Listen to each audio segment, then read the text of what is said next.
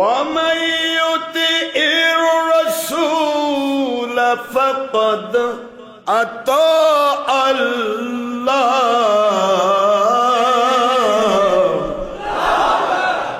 এটা সবাই জানি না?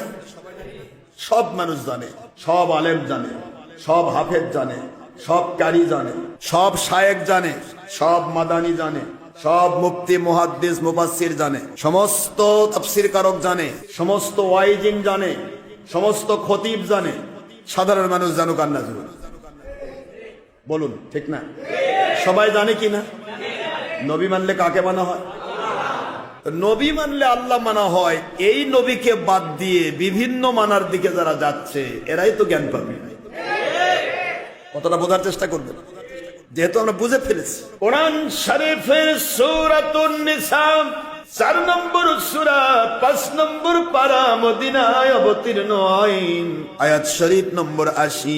সরাসরি আল্লাহ বললেন, দুনিয়ার মুমিন মুসলমান যদি দাবি করা আমাকে যদি আল্লাহ মানতে চাও, আমার তাওহীদ মেনে ধন্য হতে চাও, তাহলে তাওহীদের আল্লাহ বলছি রিসালাতের রাসূলকে আমার পবিত্র ওহী দিয়ে রাসূল করে পাঠালাম।